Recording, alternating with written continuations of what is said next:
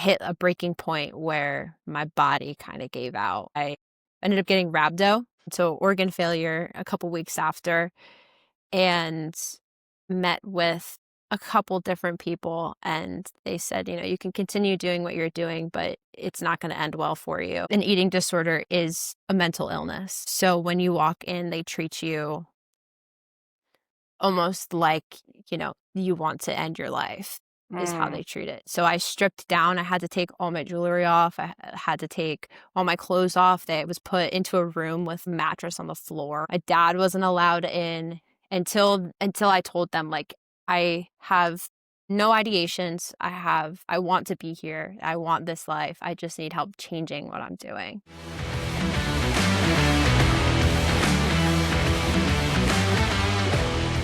Hello, and welcome to Find Your Fuel, the podcast where we bring you stories from women just like you who have overcome different physical, mental, and emotional struggles and found the fuel to live their best lives.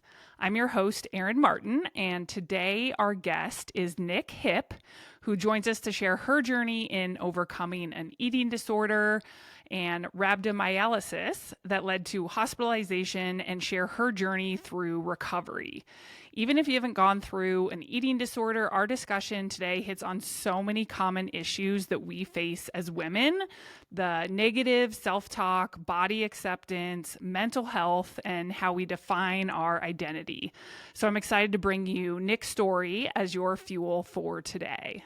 So I've been an athlete my whole life. I started swimming because I can't do anything that has a ball. So as a young kid, my dad really wanted a boy. He really wanted a boy that played baseball. I was terrible with anything with a ball. I tried really hard, but then I got thrown into the pool. I was pretty good at being in the pool and running. So I swam through college and did ROTC. So the athlete discipline structure has always been a huge part of my life.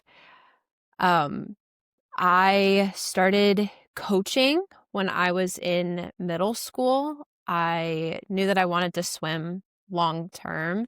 So I started working with at the time, CrossFit coach, but now he is more of a functional strength training coach. Worked with him, and then I ended up falling in love with it, and I started working with him and started working with small group athletes. So they were kids that were destined to swim or play some sort of sport in the collegiate world. So we did a lot of training in that way. And I also coached swimming. I started our own high school swim team because we were a non-pool swim school. So we didn't even have a pool at our high school.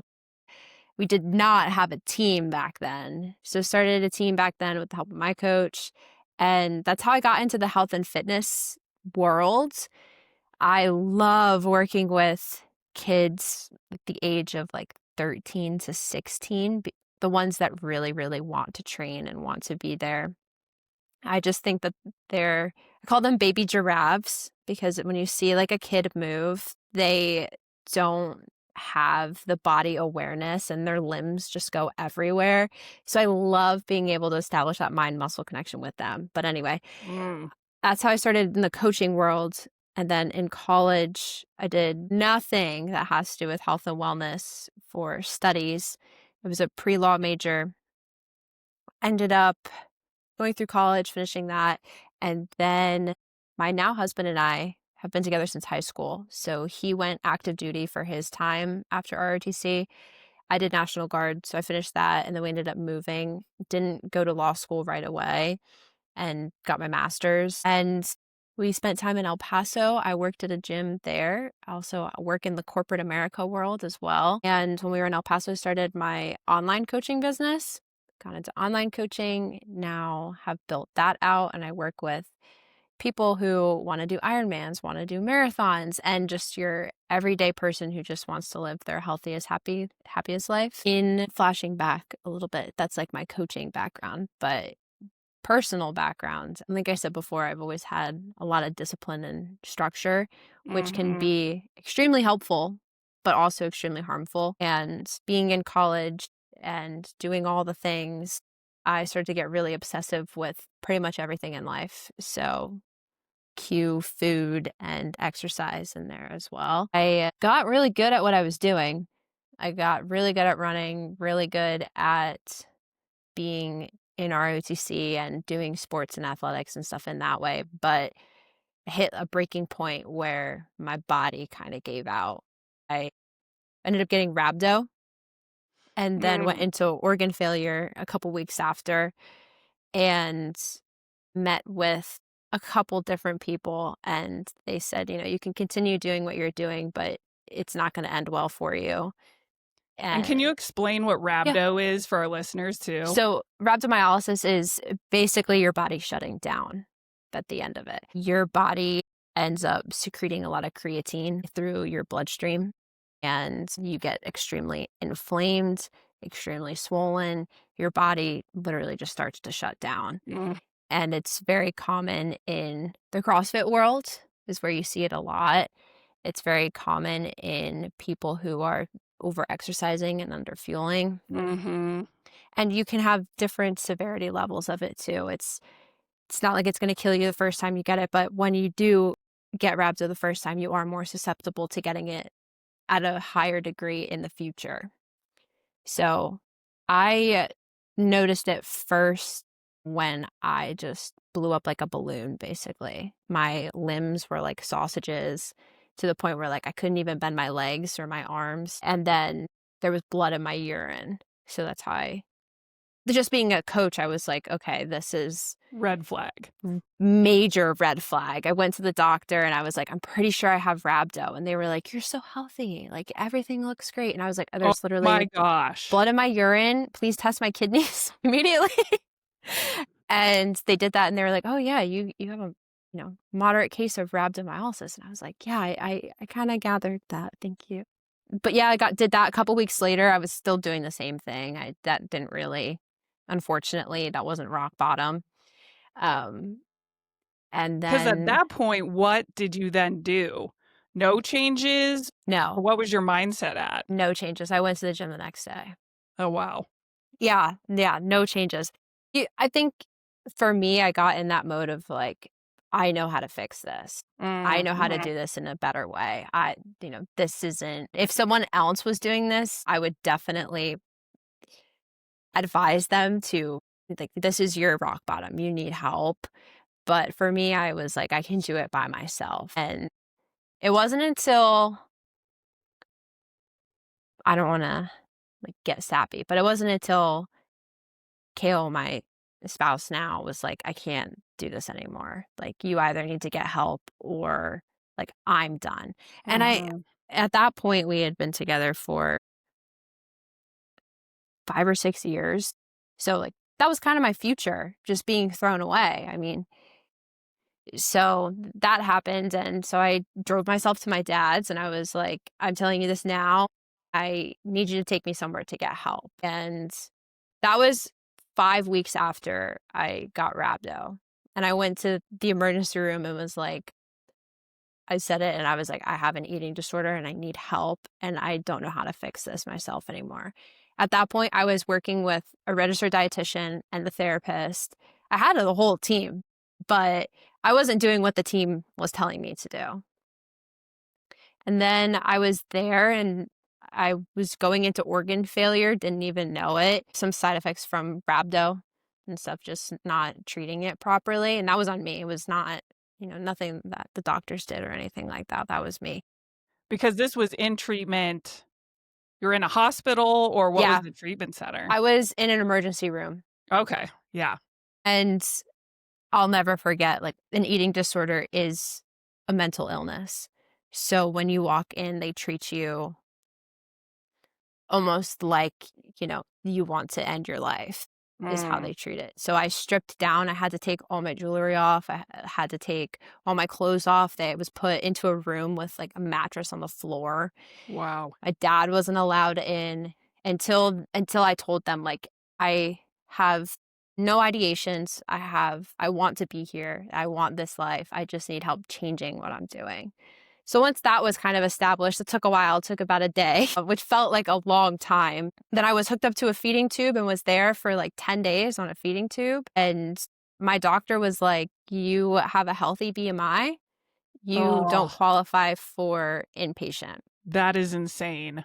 And I was literally sitting there with a feeding tube being like, I'm telling you that I need help and that I know myself at this point. I'm going to walk out that door and do exactly what I did to get here. I haven't changed at all besides you feeding me, basically. That's all that's happened. They could have easily done a body composition test Oh and my probably God, seen yeah. BMI is shit. I know, but it was during COVID. It was like right at the beginning of COVID. So there were restrictions on pretty much everything. So it was very hard to get into treatment facilities. Yeah. And I remember I got my phone and I called my therapist. I had never called her like outside of having a session, and I was like bawling my eyes out. I was like, I've been on this effing feeding tube for 2 weeks and just totally irrational. And I was like, I know I need something. So she was sending me a bunch of places that I could look into. So I basically got myself into a treatment center and then told my doctor, like, I got in. I just need you to do the transfer paperwork and transfer me there. That's it. And they did, but I still to this day think that I shouldn't have had to do that. I Yeah. think that the medical team should have done that for me. Not That's everyone would have had that mental strength, fortitude to plow forward and push for that. They need help. yeah, I just know that, you know, I hit that point where I was like, I don't want to do this anymore.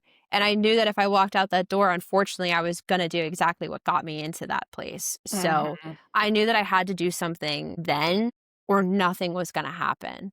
And I didn't want to go back and, you know, feel like a failure that I couldn't do that. And Yeah. I love my therapist in that way and my registered dietitians. They very much saved my life in that because I did hit a point where I was like, okay, F it. I'm not doing this anymore. Like, just let me out and, I'll figure it out myself. I'll get through it. But with them being like, no, go to these places, this will change your life and stuff. Without that, I don't know what would have happened. But yeah, so I got out. But when I was in treatment, I met so many people who had been there 5 or 6 times throughout their life. And it was an all-female clinic, and there were children there, like 12 years old, I think was the youngest that I met, up to in their 70s. So there were all walks of life there. Unfortunately, it was during COVID, so you weren't allowed to have visitors. Mm. So I didn't get to meet family, but just talking to people's families, like on the phones, like when we were allowed to have phones and stuff, I learned that all the things that they were putting their family and friends through, and I did not want to do that to my family and friends again. And so when I was there, I vowed to do whatever I could do, no matter how long it took me to be in there. I wanted to come out and not have to go through that again. My parents, I grew up with them going through rehab. So it's different for alcohol. It's different, but very similar. The rehab centers that, you go to and the steps that they have you go through and all of that, it's very similar. And I didn't want my future kids to have to go through what my sister and I did, seeing my parents go through that. I would rather deal with this now when it's just me and I can change it. So when I was Yeah. One of the quotes I've heard that I love is the battles that you don't fight, your children will. I love that. And it is so true. It is So so true. true. And I do see a lot of resemblance with alcohol addiction and eating disorders. So I can see how it is a slippery slope. And I know that about myself too. I know that because of family history and all of that. And then also having struggled with that, I'm more predisposed to having certain addictions like that. There's a lot of research out there that is super interesting about, all of the correlations with all of that. So I find that very fascinating, just having gone through it. But when I was in treatment, I was like, I want to be able to help people not necessarily go through eating disorder recovery, but just have a healthier mindset towards their nutrition themselves and Mhm. exercise.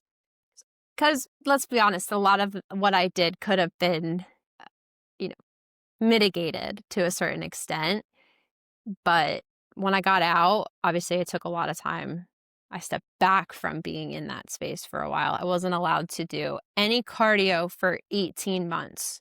Longest Mm, 18 months of my life. yep, I bet. Just walking, which walking is amazing, but to go from running, 50, 60-mile weeks to then being like, you can't do any of that was so, so hard.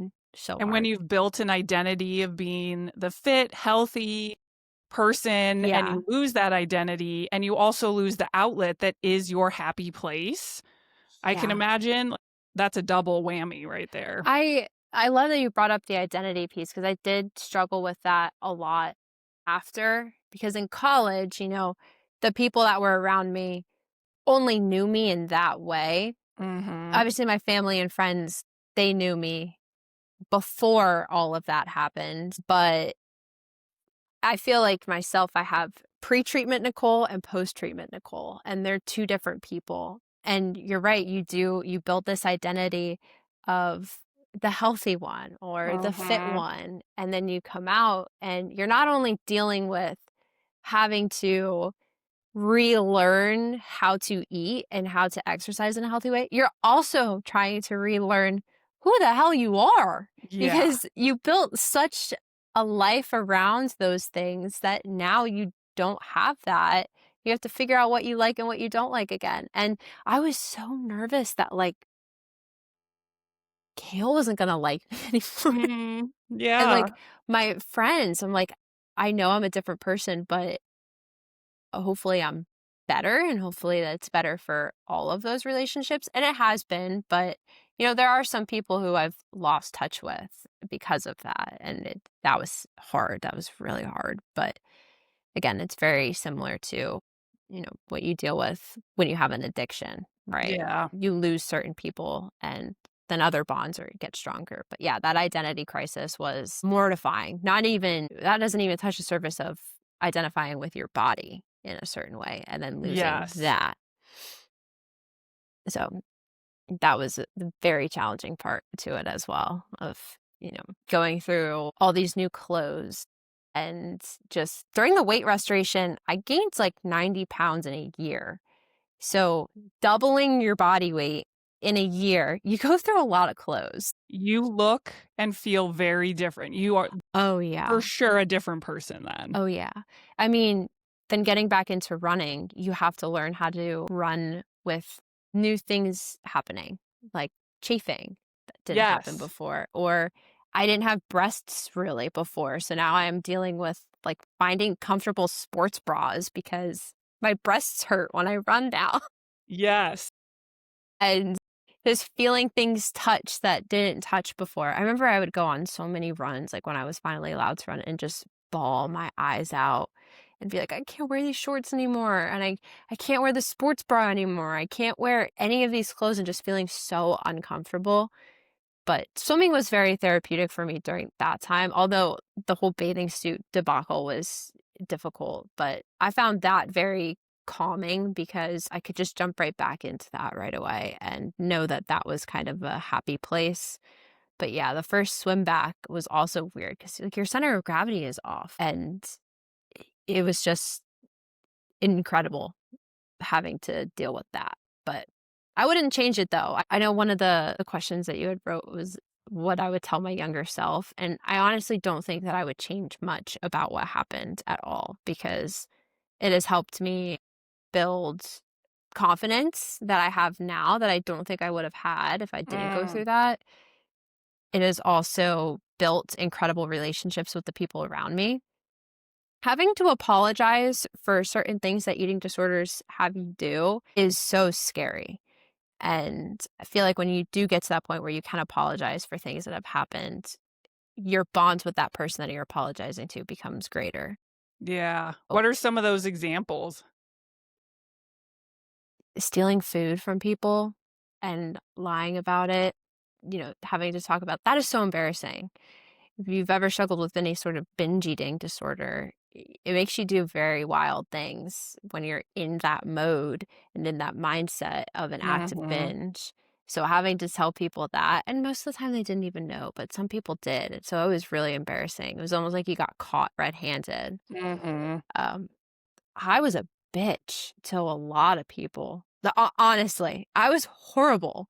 Oh, yeah. And just thinking back to conversations that I had with, you know, Kale, I was terrible. I remember getting out of treatment and going through, the 18 months post-treatment was basically like being in treatment still.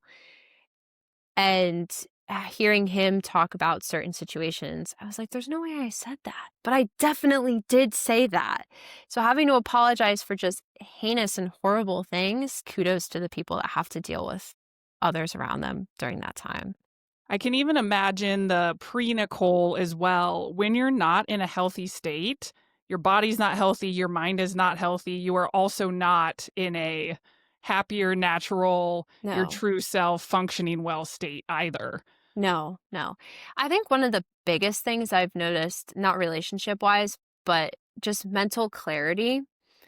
I think if Mm, I could go through college again, I would have been a much better student yeah. because having the ability to retain information was so hard because you don't have the energy for it. You don't have the caloric space to deal with that. Your body's just trying to survive. Mhm. But now being able to work and have a passion and stuff, I have all that mental space and that mental clarity to do it. So I feel like it would have been a lot different during Yeah. that.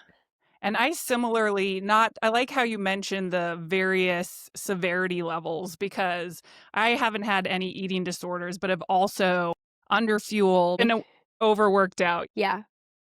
And over time, I just slowly did it. So I didn't realize, especially when you have a bunch of people telling you, you look great, you look super healthy.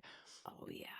You're getting all the compliments and you don't realize that you are actually verging on so unhealthy. And I wish I could go back and tell all those people, this is not healthy. This is the verge of Yeah. body breakdown. You Yeah. should not strive to look like this. Nobody should look like this because this is not a healthy body composition Yeah. or functioning body. I think it was really hard right before treatment because being a coach for as long as I have been, I knew exactly what I was doing. I knew exactly. I knew the feelings that I had. I knew nutritionally what I was doing. I knew exercise-wise what I was doing.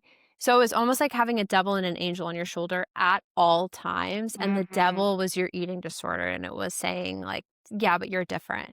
You're different. You can do this." And that angel was like, "If you had a client that was doing this, you would have sent them to treatment months ago, years Mm. ago." And when you have people say, "Oh, you look so good." Oh my God, I will never forget. I still have it, a screenshot of it. There was this person in high school who I didn't really talk to that much, but I knew her, and she was very good at athletics. Incredible, incredible person, and she had, like, this body type that I thought was incredible at the time, was beautiful. She still is beautiful, but very petite, and you could tell that she was very obsessed about what she ate. She was very obsessed about the sport that she was in. And I remember in college, I lost probably 30 or 40 pounds like the first year. And I posted a picture on Instagram and she commented, "You look great." And I was like, who I like idolized and loved the way she looked is now saying that I look good. And in my head, I was like, did I not look good before? And now you're saying that I look good now? Are you Mhm. complimenting the weight that I've lost? And now that I look more like you, is it better? But I think about that scenario a lot because I wasn't good at all. It was coming from a very bad place, Yeah. and I kinda used that as fuel, like, "Oh, okay, so I can look better." And I'm not Mhm. putting blame on her at all, that was just one scenario, but I do think about it a lot, like, if she saw me now, would she not think that I look good anymore because I Yeah. don't look like that body type anymore?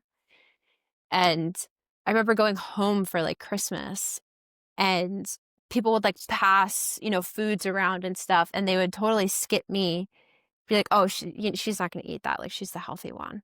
And deep down, I was like, "What if I want that?" I guess I can't have it now because I'm the healthy one and I don't want to break that. And that kind of fueled the fire over and over and over until it got to the point where I started saying no to things because I wanted to fit in that box of being the healthy one. And I wanted to live up to what they were saying, you know?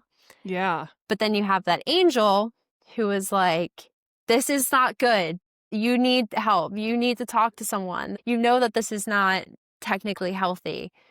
And so I did reach out to a registered dietitian because, again, that angel was like, this isn't good. So I reached out.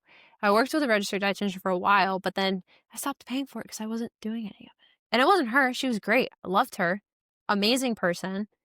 Still like follow her on Instagram and like keep up and stuff. She probably has no idea who I am, but I very much know who she is. She was my first registered dietitian. And I just stopped paying for it because I was doing literally the opposite of everything that she was saying. Mm, And I was lying and being like, yeah, I did that. I did that, knowing damn well I didn't do that at all. yeah. But yeah, fitting into that box, like you're saying, of knowing that it's not the right thing to do, but you are receiving feedback, positive feedback for it is really tough. And you almost want to say, like, no, I'm not doing this right. Like, don't do this, you know? Yes. I wish I could go back and say that. Yeah, to them and be like, no, please don't. This is not what you want to do. Yeah. And looking back on the signs that were there is kind of wild. Like for me, there are so many signs that I was not in a healthy place Yeah. where, oh my gosh, I passed out once and the doctor hooked me up to an EKG thinking maybe it was my heart. My heart was fine. Yeah. I lost my period, which birth control was masking. And so when it came time to get pregnant, no period. Yeah. Infertility hits. Yep. I lost curl in my hair. I straightened it a ton, but naturally curly hair that just started to not be curly. I mean, there's Oh my so many gosh. things. Mild headaches all the time. Literally just living with a headache 24/7. Yeah, It just and becomes thinking it's normal. normal. Yeah. That's not normal. Yeah. Oh my gosh, everything that you said. Yeah. Well, the cycle thing is wild to me. I still don't understand how, doctors can go through with just being like, "Oh yeah, it's fine. Like come back to me when you want to get pregnant." No, it doesn't start, the month that you're trying to conceive. It starts years prior. Prior. So, I still have an IUD, and my doctor was like, "You're gonna lose your period because of your weight, your height, and all of that. Like you're gonna lose it." And I thought, "Oh yeah, because I have an IUD." But there were so many other signs that were pointing to reds and, HA and all of that, but totally masks because of birth control. So Yeah. you're placing blame in the wrong area, but it's easier to do that. So, And birth control is so hard because there are scenarios where birth control or an IUD helps in yeah, so many different ways for different situations. And there's so yeah, many areas where it's masking and you don't truly know. So it's hard to know which end is up all the yeah, time. yeah. And it's different for, like you're saying, different for so many people. I mean, Yeah. hormonal birth control can help acne or it can cause acne. It can help with your skin in other areas, not just acne. It can hurt in other areas. It can help your hair. It can hurt your hair. And it can, hurt bloating, digestion, and all of that, or it can help it. So it's so different for so many people. So to just look at someone and say, yeah, come back to me when you want to get pregnant is so inappropriate. Yeah. To me, in my eyes, I'm not a doctor, but that's Start how. now. Start getting Yeah, healthy now. Get your period yeah, now. That is a sign of health that you need. yeah. I think of it as a vital sign for females. It's, 100%. you look at your blood pressure, you look at your temperature, you look at all of that, but having a healthy cycle is going to tell you way more about a person than, your blood pressure might. So, yeah, and what you're saying about all those other signs, like my hair was thinning, falling out, I lost a lot of curl too, like, it was literally just, like, straight. I ended up getting, like, straight hair, which is crazy. Sleep is horrible. Oh my god, the sleep is Yep. so bad. I remember waking up with, like, bruises from sleeping, like, my knees just being pressed together, like, and then waking up with, like, massive bruises, like, on my knee. Um and there's the brain fog. You can't remember anything. You could Yeah. have a conversation with someone, walk away, and be like, "I have no idea what they just said to me. There's no way I can recollect anything that I just talked about," and so many other things, so many other things. But I don't know that it truly goes away. I don't know if you feel that way too, but those disordered thoughts and patterns that you have, I think, are always mildly present. It's just a matter of how loud they can get. I think they get louder during certain times and get quieter during certain times. I'd agree with that, especially with weight gain when you're used to looking at yourself a certain way for your whole life or for the past 15 years. I think that's something I've battled with a little bit. I've gained 20 Yeah. pounds, not 90. So I can't even imagine the mental battle of that transformation and trying to just stay mentally healthy and positive when you look very different and what you thought was looking good and healthy was a different way than it should be now. That's a trip. I think one thing that helped me was saying that and knowing the science behind it, weight restoration is a period of time. So I knew that I had to gain X amount of weight during a certain period of time, but I knew I didn't always have to look like that. I knew that eventually I would be able to change. And although that might be slightly disordered in the time, I just knew that this was temporary and that it wasn't forever. And it's been 5 years now, and I have gained 90 pounds, but then I've lost, you know, probably 30 of that total. I mean, I did gain a significant amount, but I've been able to just find a happy medium without doing any sort of like trying to body recomp or trying to lose weight. It just, your bodies just find a place that they're really happy at and they want to stay there. And they'll try to keep you there too. If you're exercising more, you're going to be more hungry. So it's going to want to stay there because you need to fuel calorically. If you aren't doing as much, you might not be as hungry, so you might lose a little bit during that time. So, I think our I bodies are also just imagine incredible. you'd gain a lot of muscle Uh, naturally just by fueling correctly and being active. I I struggled with that a lot because in my head too, I was like, okay, I'm not allowed to do any sort of cardio. I am allowed to exercise under the supervision of someone. So I went back to that original coach that I talked about before, the one that helped, get me into coaching, went back to him and we agreed. We were like, let's use this as a really fun bulk. Let's try to get as strong as possible. But when you're under fueling for so long, weight restoration does this really wild thing where our bodies feel so unsafe that when you are fueling more and you're in a caloric surplus, a lot of it is body fat Yeah, because our bodies are like, oh my God, we're there's retaining fuel that. again. Yeah, we're keeping this because we don't know if we're going to have it forever. We have PTSD. Literally, you give your body PTSD. One book that I love is called The Body Keeps Count or The Body Keeps Score or something. I love that book. That is an incredible book to read during a recovery time if you're struggling with like body image. It's just such a great book and it talks about the science behind our bodies, like, holding on to that and the PTSD and what the body does with that. So, unfortunately and fortunately, it was a lot of body fat and you know, you just gotta deal with that. I got stretch marks in places I didn't even know it was possible to get stretch marks. I got, cellulite everywhere. Um, but again, I did build a lot of muscle during that time too, but your body does keep count and it does, put on a lot of body fat at that time. But Yeah. again, that one mindset of just like, this isn't forever. I know this is temporary. But when I was in it, it was really weird. I didn't like taking pictures when I was at my smallest because I subconsciously knew I wasn't going to be like that forever. So I Interesting. didn't want to take a lot of photos or like be in a lot of photos because I didn't want to look back on it and reminisce about it. Because I knew it was unhealthy. I knew it wasn't appropriate to be and feel the way that I was. So I don't even have a lot of pictures from that time frame, or I don't have any really from the weight restoration time. But I think it was all just because I knew that it wasn't gonna be like that forever, and there was gonna have to come a point where it was gonna need to stop. Yeah. And for you then looking back to, what do you think the main driver was for that perfectionism, driving? Was it to be the best athlete because that was your identity? Was it control? What was it for you that was that main driver? It was definitely the control piece. They're looking back, you know, the first binge I remember was when I was 11 years old and I came home from school and there were like cookies in the pantry and I took cookies, peanut butter, and block cheese, like a block of cheese, and some random condiment. I don't remember the condiment.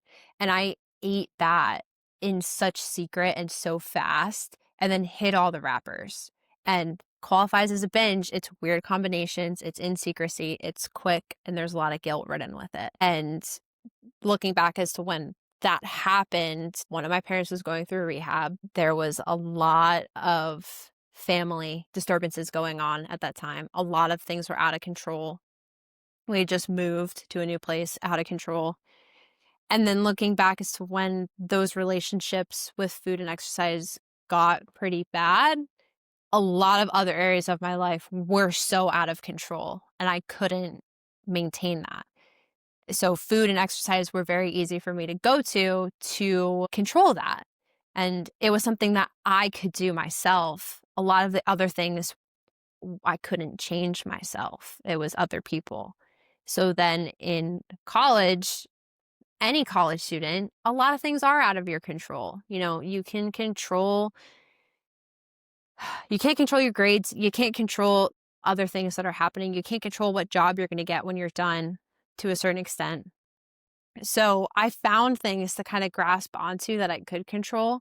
And then again, there were a lot of family things that were going on at home that I couldn't control.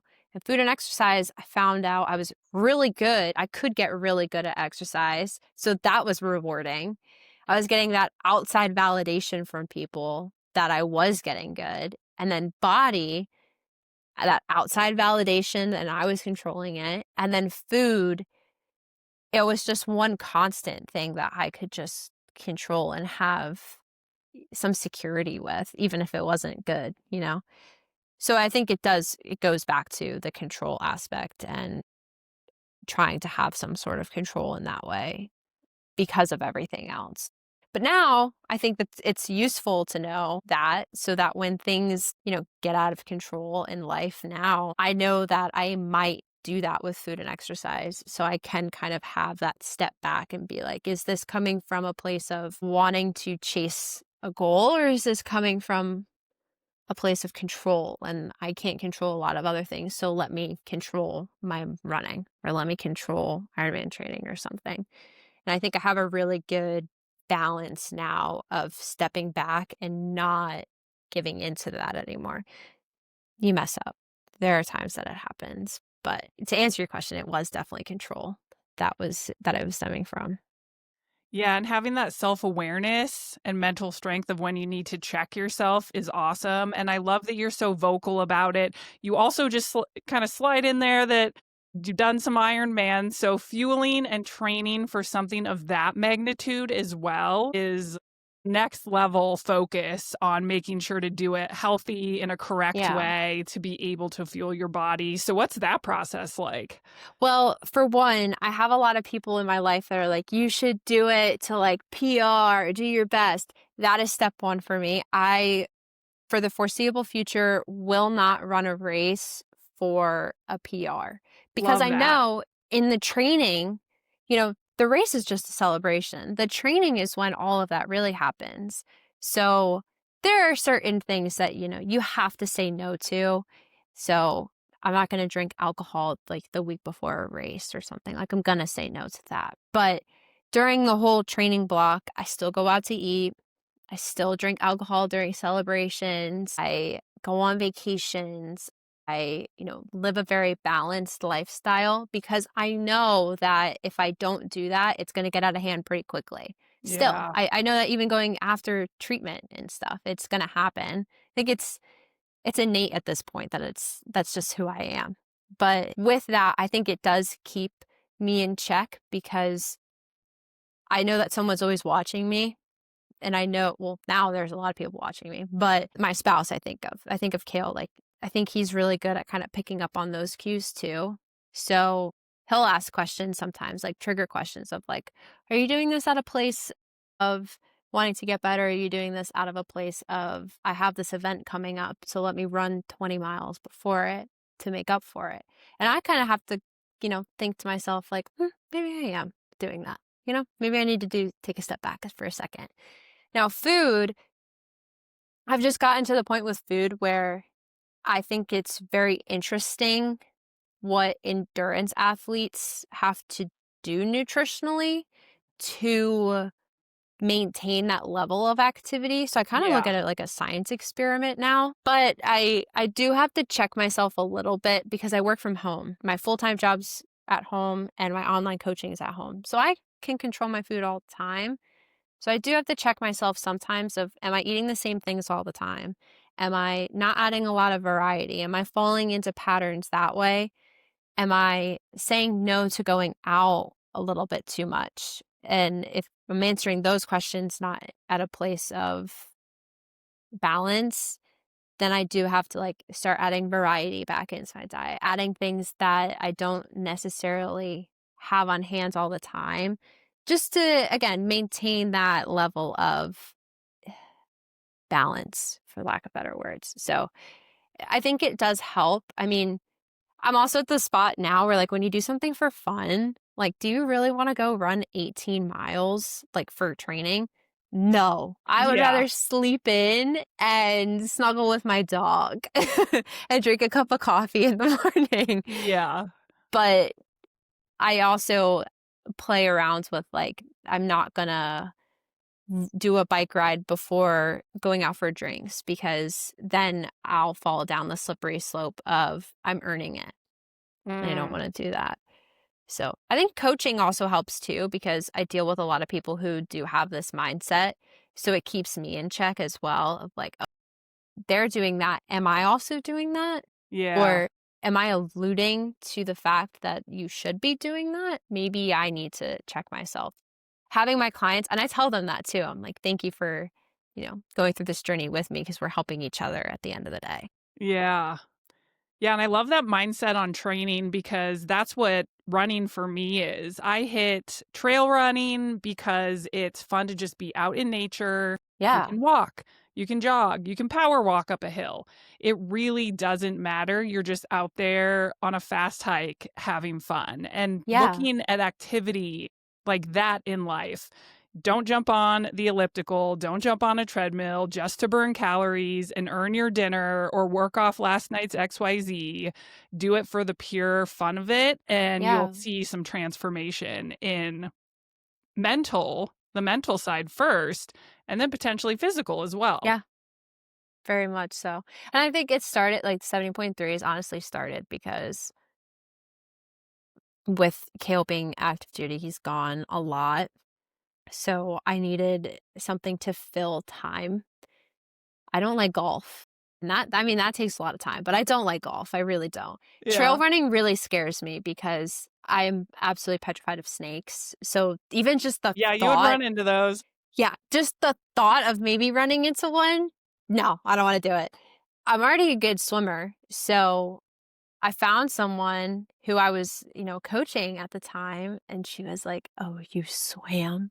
You need to do Yeah, triathlons." that's the hard one. Yeah, that's what she said. She was like, "You already have the hardest one down. It would be so easy for you." So I got a bike and did it. And I fell in love with it because it takes up a lot of time and just the community of people. I mean, you're obviously going to run into the people who are like trying to PR all the time and like no pain, no gain, but stay in your own lane. My journey is my journey and yours is yours. So I'm out here to have fun. I think I told you the first time we talked, like my goals for Ironman are to meet at least 5 new people on the run, and Oh, I love that. if I didn't do that, I failed. Like, there was a bad run if I didn't do that. So, I did meet 5 new people on this past one, so I feel like I accomplished a lot. And like you're saying too, the mental benefit that you get from finding a sport like that and not doing it from a place of restriction or, tying it to rewards or tying it to earnings, you the body will follow. One, because you're happier, and two, because you're doing something that you enjoy and it's physical and you're out in nature and you get to enjoy it that way. So your body is going to show you appreciation for that as well. Yeah, and one thing I've seen you say before, which I love too, is just reducing the noise in your head, whether it's the food noise, noise around body dysmorphia. There's so many things our brain can get wrapped around related to noise. And you always talk about how to reduce that noise and be mentally healthy. And I don't know if you can talk a little bit more about that because I love that so much. I think our head is a very noisy place. Everyone's head is, whether you're thinking about work. Especially the ladies.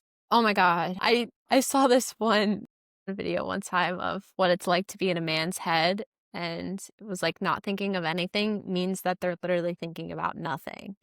And I said that to my husband and I was like, when you're, say, in the shower or something, what do you think about? He's like, nothing. And I'm like, just empty? Nothing? He's like, yeah, it's just like black space in there for a little bit. And I'm like, I'm thinking about what I gotta take out for dinner, what I gotta put on the grocery list. Did I walk the dog in the last, 3 hours? Is it a There's hair 80 wash day? conversations at once happening. Yeah, and they don't make any sense most of the time. So for me, I think, like, I want the positive noise to be really loud in my head. So I want, Mhm. thinking about the fun things that I'm gonna do this weekend, or thinking about the fun trips that I have planned, or, thinking about dinner and, like, doing all of that. I think that's positive noise too, and, thinking about what some would say the mental load. I think that's a little bit more positive than, "I hate the way I look today," or "This food, this food equals X amount of miles," or something. And I think when going back to control, when there are a lot of things that are out of your control and that mental load might get a little bit too loud, I also think the other negative things can get a little too loud. Mm. And the first thing that goes for me is social media. I delete the apps, or I put my phone in a place where I'm not going to reach for it, because comparison is the thief of joy. You see what people are buying, the miles that they're running, the clothes that they have, the body that they have. And then you're sitting there scrolling thinking, I don't have that. I don't look like that. And everything is so negative. So social media is the first thing to go for me. And the second thing, I go touch some grass. I mean, go Yes, outside get in like that. nature. Get in nature. That reduces the noise exponentially. Talking about the noise too. There are some instances where I'll just say something like that I'm thinking of. These shorts make me feel X, Y, and Z. And saying it to, say, your spouse, they don't see that about you. So it's not like you're fishing for a compliment. It's just saying it out loud so that an outside source can say, no one's thinking about that. It's literally Mhm. just you. And so being very vocal about it, and even with food, when the food noise gets loud, I'll just say it out loud to him. I'll just be like, this granola, I can't eat this granola because of X, Y, and Z. And he'll rebuttal and say, that's ridiculous. It's food. You did a lot. You did this. This is just food at the end of the day. So then being able to say those kind of crazy things that we're thinking in our head makes it seem very stupid. Like, why would you think that? Yeah. So I think reducing that helps a lot, just by saying it out loud and getting it out in the open. Something else that is helpful too is having like a note section in my phone of just writing down like all those crazy things. Like if you don't have someone to say it out loud to, write it down in your phone and then look back at it in a couple hours and think, why the F did I think that? And it just puts it into perspective of how loud that was getting. Again, it goes back to control. Like, if there are things that you can't control, your body is going to go towards things that you can. And usually it's food and exercise. So the noise is very important. And just being self aware enough to be like, during those times, I know that this is going to get louder. And these are things that I can put in place to reduce it. Just being one step And ahead.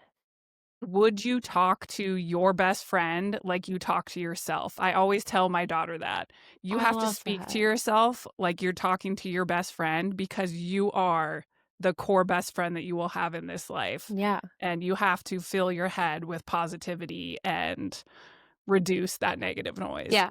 And I mean, I'm not the type of person that like they were in treatment, they were like, put body positive sticky notes on your mirror. I am not that type of person. That does not work for me. But again, like what you're saying is just say the negative things out loud and put it out there in the open and then realize how silly that sounds. And like you wouldn't say that to your best friend. You wouldn't say that to your mom or your sister. So why would you say that to yourself? And just vocalizing it. Because I think the other thing is too, we can get trapped in our heads and just spiral out of control. So maybe it's not about the shorts. Maybe it's really not about the shorts. Maybe it's about something that happened at work or something that you're nervous about that's going to happen. And then just getting to the root cause of being like, all right, it started with the shorts, but where is it really coming from? Where is that negative self-talk really coming from? Is it coming from something that happened a little bit ago that it's now showing towards these shorts? Probably, it's probably not the jean shorts, you know? So just getting to that root cause and then trying to change those things that happened afterwards that led up to the jean short situation is helpful for me too. I love that. There's a very amazing lady who I'm hoping will be on the podcast later, but she always asks the question, what is your head telling you? And then what is your heart telling you? Which can help differentiate the noise that's going on in your head versus what you know to be true and where it's coming from. And I Yeah. love that lens. Yeah. And just looking at things objectively. And I don't think that you have to love yourself all the time. Like you just need to be neutral about yourself. And if you saying negative things about your body, you know that that's not true in your heart. What can you change in your head that is just going to be a little bit softer? Again, you don't have to look at yourself and be like, I love myself, because let's be honest, not a lot of us do. And I think that's okay. I also think that you can want to change things about yourself too and do it in a very positive way. But again, know what is true in your heart, and then how can you quiet that a little bit in your brain? Just change it. It doesn't need to go away forever. You just got to change it a little bit. Yeah, I love that. I think also having gratitude for being here on this earth, the body that we do have, the health that we do have, even if there's struggles in there. I mean, that's a win. Yeah. Like, I think we just get in our own heads way too much, overthinking all these things, and then it takes a rock bottom where you Yeah. realize, oh, I could not be here. I Yeah. have done all this pain and hurt for my friends and family because of this situation. And reflecting on that makes it easier to have that gratitude. And so you don't need to go through that type of extreme low to have gratitude, but you need to think about it and truly get Yeah. there. I love that too. I love looking at my grandparents. So my grandparents are 80 and 83, and they travel the world, and they're so healthy with their mindset. They have 3 o'clock hits. My grandpa knows when it's 3 o'clock because that's wine time. He'll have a glass of red wine and he knows. It's kind of freaky. Like he doesn't wear a watch. I don't think he knows where his phone is at any point in time, but he knows when it's 3 o'clock on the dot. It's His so body's in freaky. sync. Yeah. And he'll go have a glass of wine at 3 p.m. But they walk all the time and they eat extremely nutrient dense foods, and they don't say one thing about their bodies or anything. And just looking at that, like I really, really want to be like that when I am older, because they are so appreciative of the body that they have now and the way that they're able to move at their age and the way that they're able to travel at that age. And I think if we beat ourselves up looking at trying to look a certain way in our 20s, 30s, 40s, we're going to get to 80 and we're going to feel the same way. And you should just be grateful that you made it to 80 in this day and age, honestly. And another important piece, my grandma always says, is you go through seasons of life. So, when you're pregnant, that's one season. And obviously your body is going to change a lot when that happens. When you're going through something traumatic, your body might change during that time. And if you're going through something super positive, your body might change during that time too. And just recognizing that it doesn't have to stay that way all the time. Just because you've gained a little bit of weight, the year of 2024 doesn't mean that in 2025 that that's the way that you're going to look still. You can change it.